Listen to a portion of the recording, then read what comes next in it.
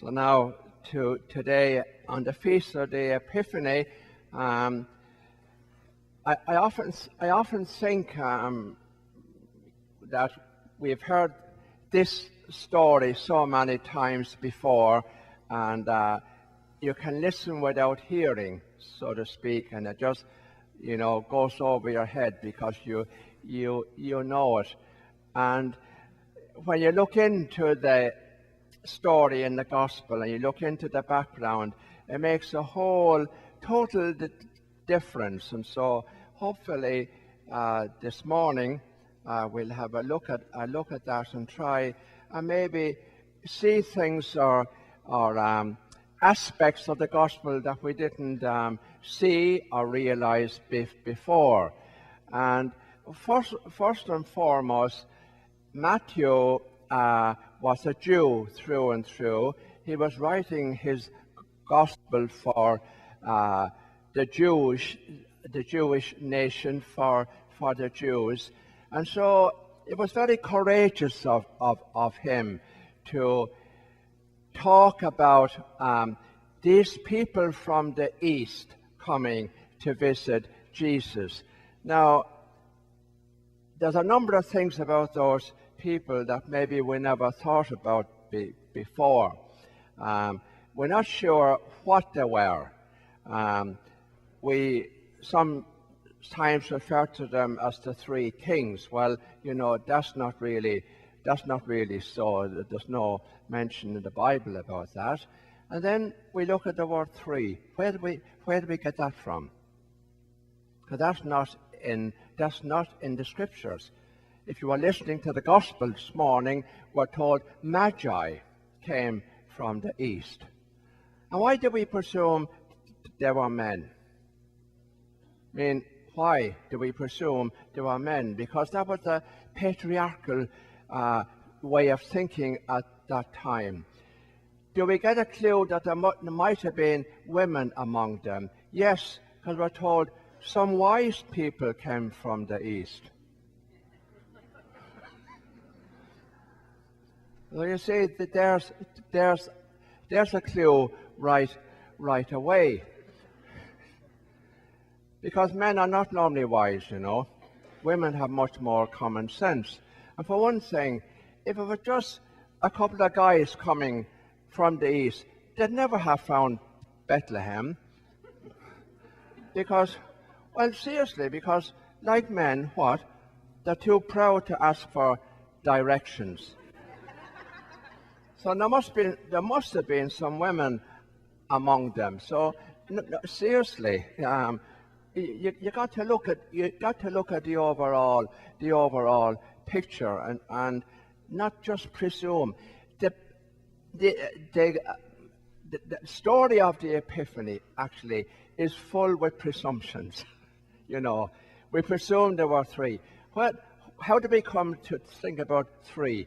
Well, because they brought three gifts. Well, we don't know how many gifts. It just fitted in nicely with the story. But there's another connection there, and two connections.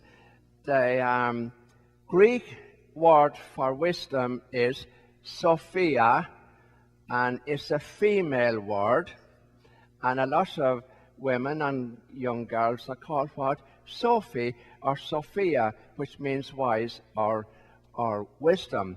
And the other connection there is, if you go back to the Old Testament, the Queen of Sheba. She came again from the east to visit Solomon and to learn of his wisdom. And she brought three gifts to the king. So that's where it fits in. It fits in with that's where we get the three from. So there's all kinds of connections there, and all kinds of presumptions, and so and hopefully you'll see it now in a different light. Now, having said all that about the background, how does it apply to us here this morning in the year 2019 in the 21st century. What's it saying to us? Well, we got to go back to the original word, Epiphany. And actually, just before I go there, have you ever noticed the three guys who come from the east? And whoever sets up the crib, and it's not just here, they always put the white guy nearest to the baby Jesus. Have you ever noticed that? Yeah, and the poor old colored guy, look, he's way out. He's way out in the open. Have you ever noticed that? Isn't it funny? Isn't it strange the way we think? Huh? You know, these little things. Have you ever noticed that before? Probably not. Yeah? But anyhow, it's my weird mind. Now, looking at it from a practical aspect, what is it about? Epiphany, Epiphanio, I make myself known, I manifest myself. Here we are today in Holy Family Church. And maybe it doesn't apply to you here, but most Catholics are very passive. Very, very passive. They come to Mass on a Sunday and they disappear. And most Catholics are in the secret service. Nobody knows who the hell they are. No, seriously, that's very true.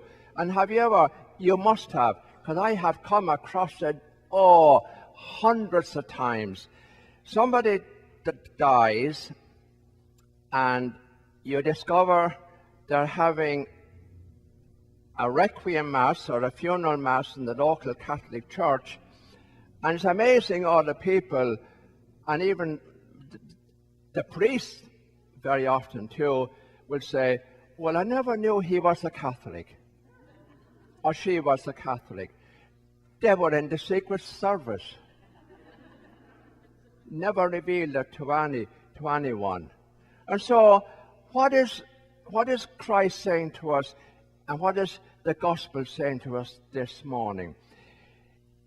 We've got to live our faith. Faith is not a thing in the head. It's not. And a lot of people think, I believe in God. But there's a lot of people out there, and they'll tell you, oh yeah, I believe in God. But it makes no difference in their lives. So I want you to look at yourself today and ask yourself, the way I live, the way I behave, the people I mix with, my social friends, where I work, where I live, would people know by me that I'm a bit different, that I have a belief in God, that God matters in my life? Now ask yourself that question. I don't want you to answer it out loud, but ask yourself, would people know by the way I live, or am I just like anybody else, grumbling and complaining, and when I'm out there in the car, I'm as angry as anybody else? And if it doesn't make a difference in your life, you got to ask yourself, what am I playing at? What am I playing at? A lot of Catholics come to Mass on a Sunday and that's it. And they have no real concern for the poor or the homeless or in getting involved in any way whatsoever or helping anybody.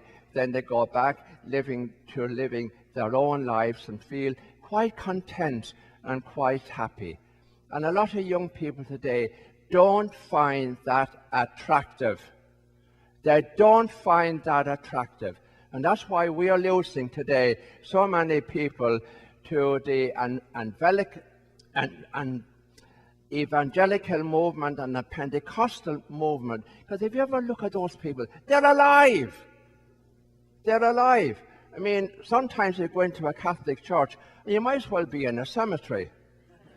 The people in a cemetery are sometimes more alive. And over in Ireland, and for God's sake.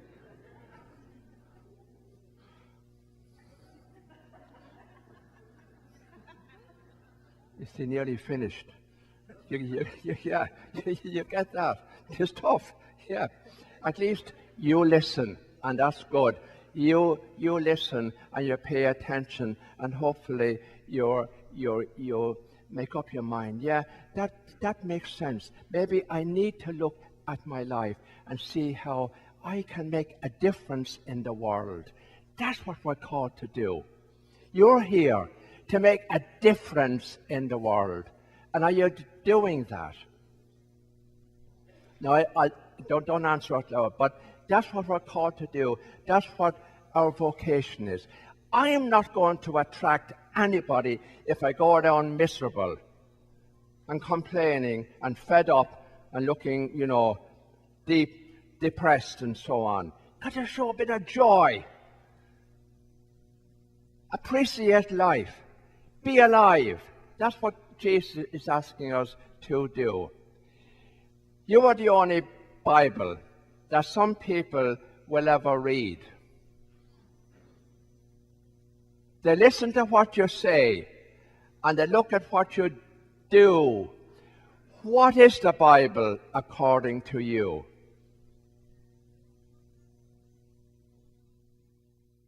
Let's stand.